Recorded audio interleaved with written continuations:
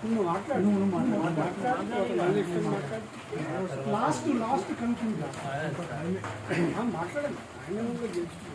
మిత్రుడు అధ్యక్షుడు బత్తిని రాంబాబు గారు చెప్పిన దానికి కొనసాగింపుగా కాలనీలో చిన్న చిన్న సమస్యలు ఉన్నమాట వాస్తవమే, అది అందరికీ కనబడుతుంది, తెలుస్తుంది. వాటిని పాత వాళ్ళు ఎలా చేశారు అనేది మనం చర్చించుకోవడము కరెక్ట్ కాదు.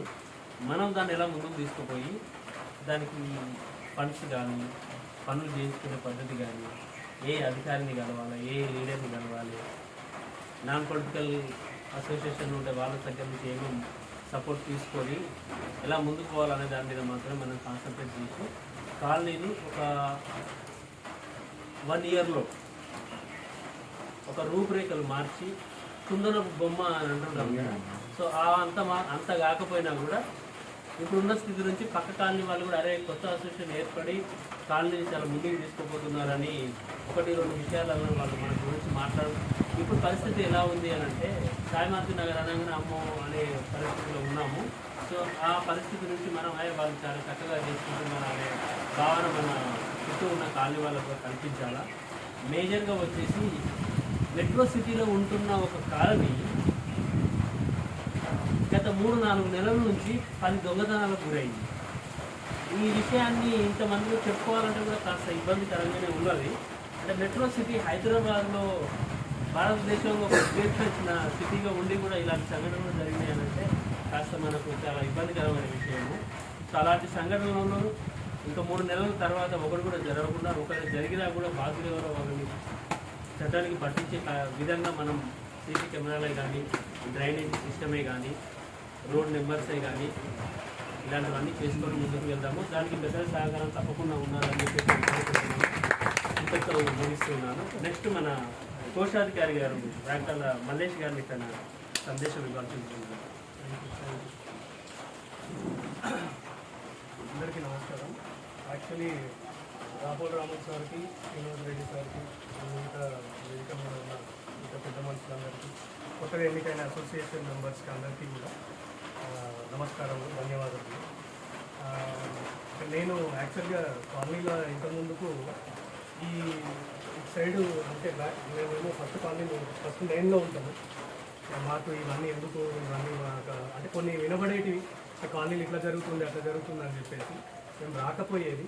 బట్ కొంతమంది వాళ్ళతో ఏంటంటే మనం కొంచెం ఫామ్ అయిదాం, ఇట్లా రాంగ్ విషయాలు జరుగుతున్నాయి, వాళ్ళే ఒక్క సైడెడ్గా వాళ్ళు చెప్పినట్టుగానే కాలనీలో ఇది జరుగుతుంది అని అంటే అందరం ఏకమయ్యి ఇప్పుడున్న అసోసియేషన్ మెంబర్స్ ఏంటంటే సార్ సపోర్ట్. నాకైతే కాలనీని ఎట్లా ముందుకు తీసుకెళ్ళాలి, లేకపోతే ఏం చేయాలి, ఎవరి దగ్గరికి వెళ్ళాలి, ఎలా చేయాలి, ఏంటి అనేది అయితే ఎవరికి తెలియదు ఇక్కడ ఉన్న వాళ్ళకి.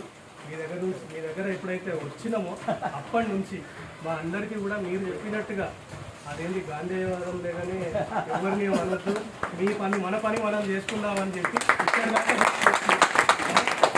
సక్సెస్ఫుల్గా ఈరోజు కూడా ఇంత మన ప్రెసిడెంట్ గారు అన్నట్టుగా వర్షంలో అందరూ ఇంత పట్టుదలతో వచ్చిండ్రు అంటే ఫస్ట్ నుంచి మీరు ఇచ్చిన స్ఫూర్తి, లైక్ మీరు ఇట్లా ఉండాలి, మీరు ఇట్లుంటేనే ముందుకు వెళ్తారు అనే ఒక్క దానివల్లనే మనందరం ఇక్కడ ఉన్నాము.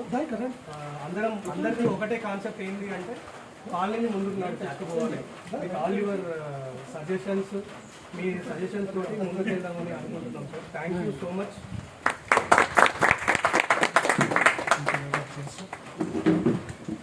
సో ఇప్పుడు అసోసియేషన్ సభ్యుల దగ్గర నుంచి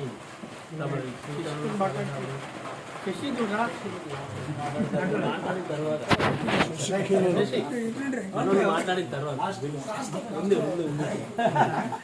సో ఇప్పుడు మన సార్ నేనే పిలుస్తాను, దుర్గారెడ్డి గారు నేనే పిలుద్దాం అనుకున్నాను. అన్నగారు అదే అంటున్నాను సార్, నేను అదే అన్నాను. మీరు మాట్లాడాలనుకోవాలి, సూచనలు చేయాలని వచ్చేసి ఫెడరేషన్ చైర్మన్ బోడుపల్ విష్ణుడు, రాపోల్ రామయ్య, వాళ్ళ ధైర్యం అంటే రాపోల్ రామయ్య. నాకు గత 12 సంవత్సరాలు అన్న దగ్గర పోతుంటాను, అన్ని కార్యక్రమాలు అటెండ్ అవుతుంటాం.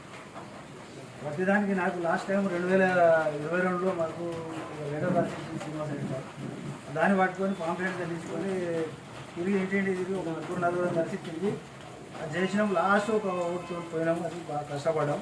అది మాకు ప్లస్ పాయింట్ అయింది అన్న అమెరికాలో ఉంటే కూడా ఫోన్ చేసి మాకు మాట్లాడింది ఎట్లా జరుగుతుంది అంటే ఉన్న వాళ్ళతో తీసుకొని పోయి చేయండి కార్యక్రమాలు అని చెప్పి చేసింది. మాకు ఏంటంటే సాయమారుతి నాయకులు అనేది ఒక సంచలనం అయిపోయింది నిజానికి. అట్లా కాకుండా మనం ఒక మంచి కాలనీ అని పేరు తెచ్చుకోవాలి.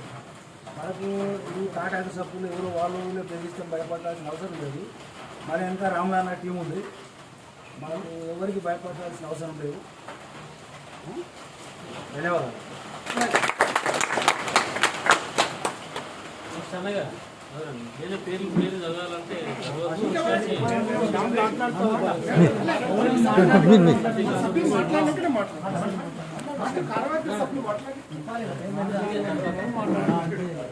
సలహా ఏంటంటే మన దగ్గర ఎట్లా ఫండ్స్ తక్కువ ఉన్నాయి కనుక తక్కువ బడ్జెట్తో అయ్యే ప్రోగ్రామ్ ఇప్పటికి అండర్ పాస్ ఎస్కలేటర్లు ఫ్లైఓవర్లు కట్టాల్సిన అవసరం లేదు. తక్కువ బడ్జెట్తో అయ్యే ప్రోగ్రామ్ అంటే ఉదాహరణకి చెట్లు నాటడం లేదా అన్ని ఓపెన్ క్లాస్ అన్ని నడవలు చెత్త చేయాలని లేదు. ఇట్లాంటి వాటి తక్కువ బడ్జెట్తో అయ్యే ప్రోగ్రామ్లో కొంచెం కాన్సన్ట్రేట్ చేయాలి. తర్వాత మీరు అన్నట్టు ఫండ్ రేసింగ్ అయిన తర్వాత మీద చేసుకోవచ్చని నా సలహా. సరే ఆయన గురించి ఒకటి చెప్పాలి. ఎందుకంటే మన 15th ఆగస్ట్ రోజే జరగాలి, అదే రోజు మనం ఖచ్చితంగా జెండా ఎగరాలి అన్నది బాగా నినాదం చేసిన వ్యక్తి. ప్రెసిడెంట్ ఎగరేయాలి.